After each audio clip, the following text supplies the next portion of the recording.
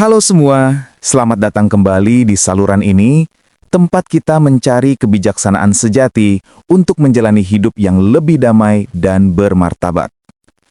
Hari ini, kita akan membahas sebuah topik yang sangat penting, namun seringkali terabaikan, yaitu tentang menjaga martabat di usia senja.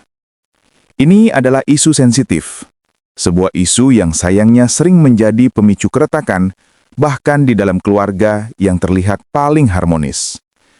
Kita semua sering disuguhi gambaran indah tentang masa tua, dikelilingi anak cucu, penuh tawa, dan berlimpah kasih sayang.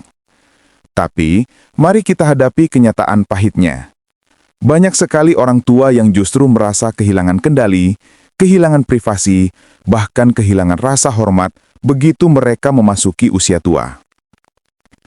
Kenapa hal ini bisa terjadi? Seringkali bukan karena anak-anak kita jahat, melainkan karena kita, sebagai orang tua, lupa atau enggan memasang 3 batasan emosional dan praktis ini. Kita menganggap bahwa keterbukaan total adalah wujud cinta yang paling murni. Padahal, di usia senja, menjaga diam dan batasan adalah bentuk perlindungan diri dan martabat terbaik. Jadi, silakan duduk dengan nyaman, siapkan secangkir teh atau kopi, dan tonton video ini sampai selesai. Mari kita bedah 3 hal penting yang wajib Anda simpan rapat di hati demi kehormatan, ketenangan, dan kedamaian Anda sendiri di hari tua. Sejak kita lahir, kita diajari bahwa peran orang tua adalah memberi waktu, materi, dan cinta tanpa batas. Namun, ketika kita mencapai usia 60 atau 70 tahun, peran itu wajib berubah. Kita tidak bisa terus-menerus menjadi pemberi mutlak. Kita harus bertransformasi menjadi pemilik hikmah, yaitu sosok yang bijak dalam memutuskan kapan harus memberi dan kapan harus menahan diri. Jika kita menyerahkan semua kartu di tangan, kita menjadi sangat rentan. Anda akan melihat bahwa di usia senja, kontrol bukan lagi soal dominasi, tapi soal perlindungan diri.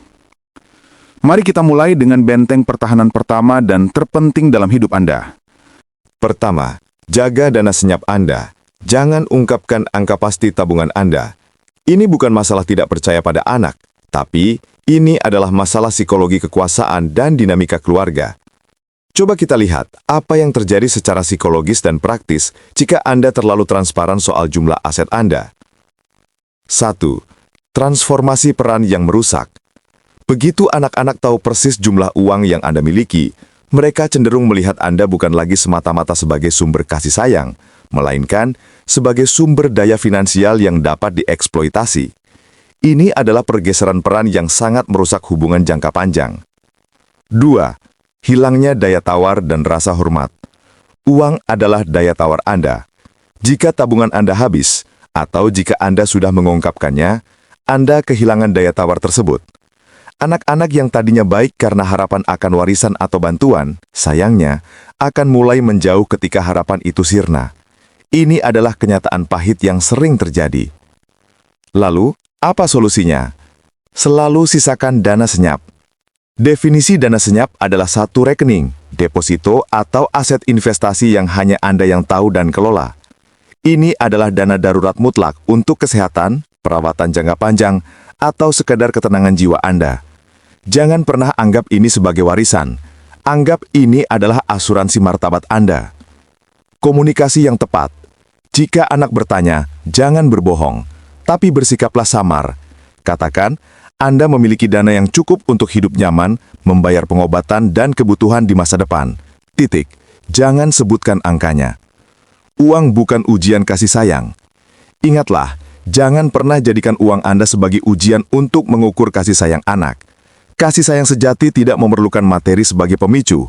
Uang ini adalah jaminan Anda di hari-hari terlemah, bukan umpan untuk mendapatkan perhatian.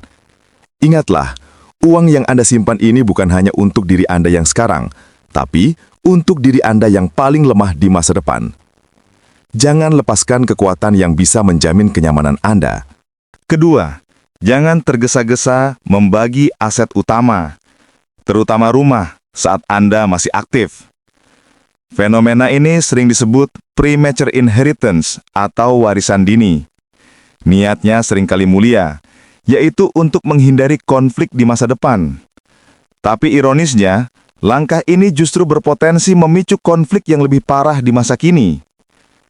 Mari kita lihat risiko psikologis dan praktisnya. 1. Pergeseran peran dari pemilik menjadi penghuni. Saat Anda menyerahkan sertifikat rumah, rumah itu bukan lagi sepenuhnya milik Anda, melainkan milik anak-anak Anda. Peran Anda bergeser dari pemilik menjadi penghuni. Penghormatan otomatis akan menurun drastis. Anda mungkin mulai merasa sungkan, tidak berhak mengatur, bahkan meminta izin untuk mengubah perabotan. 2.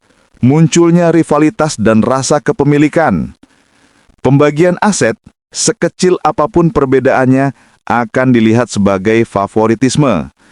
Rasa cemburu yang terpendam di masa kecil mendadak bisa meledak menjadi perdebatan sengit tentang siapa yang lebih berhak, yang merawat, atau yang lebih sukses. Lalu, apa solusinya? Simpan jangkar martabat Anda. Rumah adalah jangkar. Aset utama Anda rumah adalah jangkar martabat Anda. Selama Anda pemilik sahnya, anak-anak, bahkan menantu akan bersikap lebih hati-hati, menghormati privasi Anda, dan menunjukkan rasa hormat yang pantas. Kepemilikan memberikan Anda kekuatan untuk mengatakan tidak jika diperlukan. Wasiat bukan pembagian hidup-hidup. Buatlah wasiat yang jelas, siapkan notaris, dan jelaskan kepada anak-anak bahwa semuanya sudah diatur secara adil. Tapi, tahan eksekusinya sampai Anda tiada. Ini memberikan kepastian tanpa melepas kendali Anda. Harta dan cinta sejati. Ingatkan diri Anda, kasih sayang sejati tidak dapat dibeli. Jika anak Anda tulus, mereka akan merawat Anda tanpa iming-iming rumah. Jika mereka menuntut warisan di depan sebagai syarat untuk merawat Anda, sayangnya Anda sudah tahu kualitas cinta yang mereka tawarkan. Jangan pernah tukar masa tua yang damai dengan janji palsu yang tertuang dalam selembar sertifikat yang Anda berikan terlalu cepat. Ketiga, jangan memihak anak secara jelas di depan anak lain, baik hati maupun materi. Rahasia ini adalah yang paling sulit, karena melibatkan perasaan dan naluri orang tua. Ini bukan hanya tentang pembagian uang, tapi tentang cara Anda membagi perhatian, pujian, dan terutama, rasa dihargai. Coba kita lihat apa dampak psikologis dari sikap memihak yang jelas. 1. Pengkhianatan nilai pada anak yang tulus. Anak yang tulus merawat, yang berkorban waktu, mungkin merasa nilai dirinya dikhianati saat melihat saudaranya yang mungkin lebih jarang berkunjung mendapat pujian atau bantuan materi lebih besar. Luka emosional ini jauh lebih dalam daripada sekedar uang. 2. Pembenaran egois pada anak yang menerima favoritisme. Anak yang sudah mendapat banyak, misalnya anak sulung yang sukses atau sering mendapat bantuan, akan merasa tindakannya, seperti sibuk atau jarang berkunjung, dibenarkan oleh Anda. Mereka tidak merasa perlu berubah, karena Anda tetap memberi mereka imbalan berupa pujian atau dukungan di depan saudaranya. Jadilah penengah yang netral. Keadilan emosional. Saat Anda tua, peran Anda adalah penengah, bukan pihak yang menetapkan standar favorit. Simpan pujian berlebihan untuk anak tertentu. Berikan kasih sayang dan perhatian yang setara. Jika Anda ingin memberi lebih pada anak yang merawat, lakukanlah dengan bijak. Tidak secara terbuka dan seimbangkan dengan perhatian emosional pada yang lain. Keadilan dalam warisan. Dalam wasiat, usahakan pembagian aset seadil mungkin, tanpa memandang gender atau status sosial.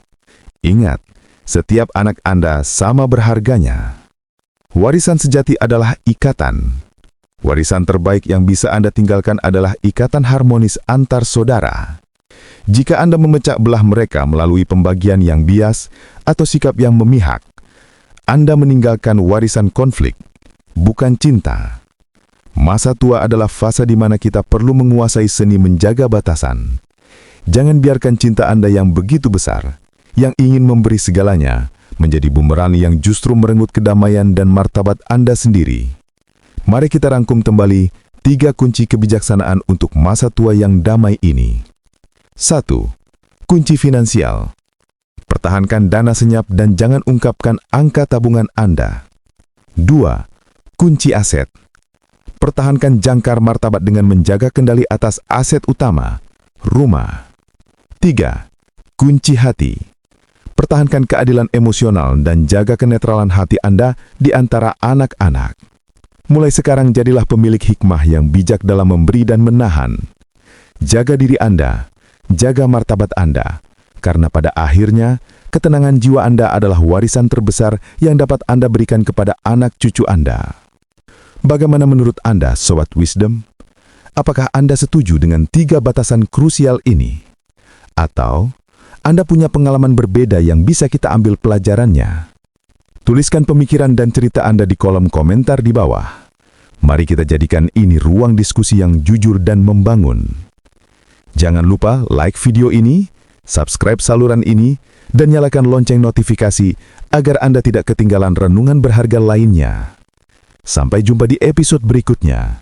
Salam damai dan bijaksana dari saya.